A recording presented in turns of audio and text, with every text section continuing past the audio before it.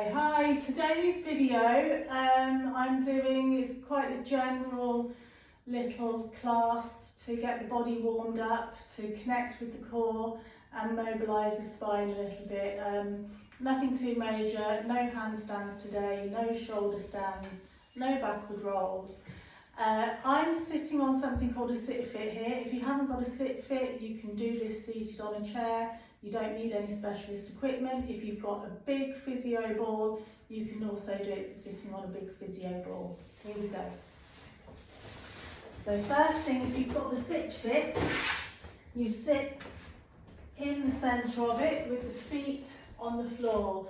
Make sure the legs are hip distance apart, taking the hip distance from the front of the hip bones, not the sides of the hips, and then have a straight line going from the thighs to the knees, and then from the knees down to the ankles and to the feet. You don't want to have your feet too close in, it puts too much pressure on the knee joint. So it either wants to be at a right angle or slightly forward of that. And then just press the feet down into the floor.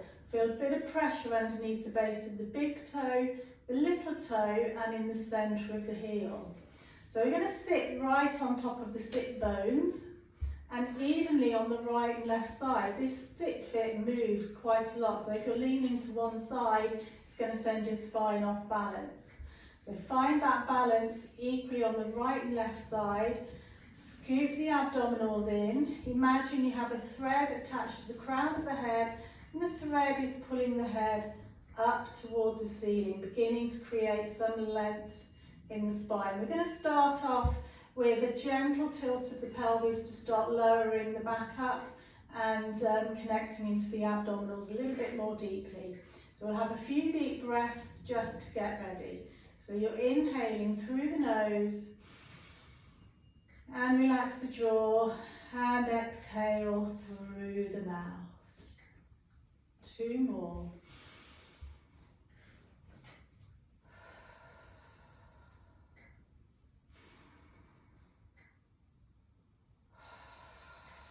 So raise the arms up ahead of you, have the hands slightly below the shoulder height and shoulder distance apart.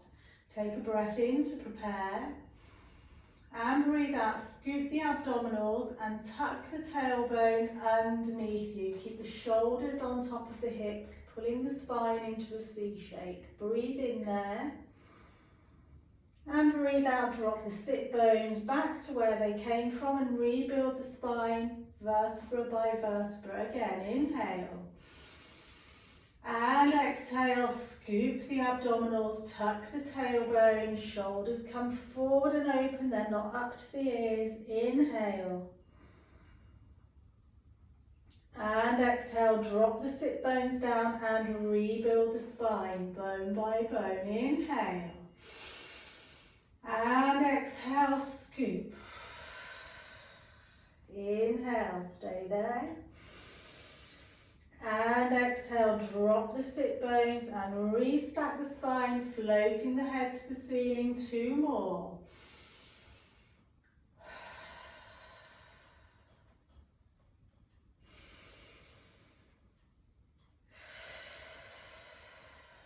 Last one, inhale. And exhale, scoop, tucking the tailbone underneath, inhale. And exhale, come back onto the sit bones and rebuild the spine. From there, we're going to take it into something called single knee folds, where we're lifting one leg followed by the other, keeping the spine in neutral, connecting into the core. I'm going to do the first few facing this direction. So you take a breath in. You breathe out, scoop the abdominals, and you lift 1 foot off of the floor, sinking the thigh bone into the hips, and lower. Inhale, lift the pelvic floor, and lift the leg, and lower. Inhale, exhale, keep the shoulders square so you're not leaning from right to left, and lower. That thread attached to the crown of the head is floating to the ceiling as we go. 1 more each side.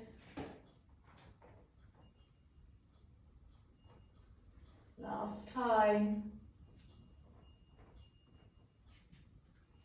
Okay, so the next exercise we're going to do is waist twist. So when we do a waist twist, we're working the rotation of the spine, and we're trying to get the spine to move sequentially, bone by bone. So we free up any parts of the spine that might be blocked. So if you come back to seated on your chair, feet hip distance apart, same position, you can cross the hands one on top of the other, or you can place both hands on the chest, or you can take both arms out to the side in a T shape. Okay, I'm going to interlink the hands and place the hands behind the back of the head. So if you're going for this position, if it feels tight in the shoulders, opt for one of the other variations. Tuck the chin in, press the back of the skull into the hands, take a breath in, feel the rib cage expand. And breathe out, initiate with the head, shoulders, rib cage rotates around the spine. Breathe in, feel the length in the body. And breathe out, coming back, initiating from the waist, rib cage and shoulders. Inhale. And exhale, head leads very slightly, followed by the shoulders, followed by the rib cage, followed by the waist. Inhale. And exhale. Back into the centre, and again breathing in and breathing out, rotate, feel that rotation through the whole of the spine down to the waist, and then back to the centre. So the hips are staying square, so when you take that rotation, the pelvis stays forward, releasing the shoulders. So it's freeing up as easily as possible. So no tension being built anywhere else in the body. And last one. And back into the centre. Okay, release the arms down to the sides of the body and just take 3 shoulder rolls to the back. And then 3 shoulder rolls to the front. Try and keep that feeling of the crown of the head floating up towards the ceiling. Okay, from there we're going to do some standing work on our Fitbit. For this standing work you can still get the same feeling without a Fitbit fit. It's just the very first few exercises you won't be able to recreate if you're flat on the floor. So if you've got a sit fit, you're placing one foot on one side of the sit fit, the other foot on the other side. So when you come upright, you've got the feet parallel, hip distance apart, big toe, little toe, centre of the heel, weighted down so the feet are flat. Feel that length through the crown of the head, shoulders released into the back, breathe in, and breathe out, pressing down on the balls of the feet and the heels of the feet flow up. And then dropping the heels of the feet down, the balls of the feet lift up. You might feel a bit of a stretch in the hamstring, in the calves. And just repeat, just warming the ankle joint up, getting the feet working. So really important here with the feet to make sure you're not rolling out on the ankle or you're rolling into the ball of the foot. You're trying to keep that balance even between those 3 points on the foot. Base of big toe, little toe, and the centre of the heel. Okay, and then come to a stop. I'm just going to send the knees forward and then straighten the legs. So the sit fit is wobbling about a little bit, sending me off balance.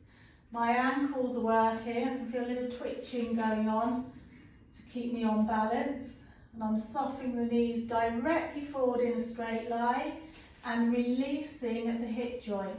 My pelvis and spine is in neutral. I've got that natural curve in the lower back. Relax through the shoulders, crown of the head floating to the ceiling. The abdominals are pulling in as I exhale, and they're relaxing as I inhale. Okay, last one. Okay, you can now place the heels of the feet together and the balls of the feet apart. So you want about a palm's hands distance in between the toes, or where the big toes are, I should be saying. And then you bend the knees and you straighten. So same thing, this is called pilates stance. The knees soften and go in line with the toes. The thigh bones wrap around as you stand up. So bend, as you straighten the legs, feel the sit bones coming towards each other. And again, I can feel if I put more pressure into one foot than the other, this you can quite easily do without standing on anything. The main thing is you're watching the alignment, the knee lines up with the ankle and the hip, and the pelvis isn't moving, it's not tucking under and it's not arching back as you go. So you're sliding your back down and then up the wall. Okay, so come down to lying on the back. So spine curls. One of the fundamental exercises, if you're going to do one thing every day, to begin with, add this exercise into your regime. Okay. So the head cushion there is just to keep my neck in neutral, so I'm not here tensing the shoulders or here flattening the neck out. I've got that natural curve in the back of the neck. Place the feet either side on top of the Fitbit or flat on the floor, hip distance apart. Keep the arms at the sides of the body. Take a breath in, inhale. And exhale, scoop the abdominals, tilt the pelvis and wheel the spine off of the mat bone by bone, sending the knees forward, thighs open. Take a breath in, feel the length through the front of the body. And breathe out, lower down, vertebra by vertebra, keeping the pelvis lifted for as long as possible so you can get middle of the back, the waist, and the pelvis, and then release into neutral. Inhale. Exhale. Wheel the spine, bone by bone, pressing down, big toe, little toe, centre of the heel. Inhale. And exhale through the mouth, relax the jaw, keep the shoulders released, crown of the head reaching away from the tailbone, release to neutral, breathing in. And breathing out, scoop the abdominals, press the feet, feel the sit bones coming towards each other. Knees move forward towards the ends of the toes, inhale. And exhale and lower down, vertebra by vertebra, bone by bone. Release into neutral. Inhale. And exhale, scoop, press the feet, tilt the pelvis, wheel the spine, bone by bone. Breathe in, feel the length through the front and the back of the body. And exhale.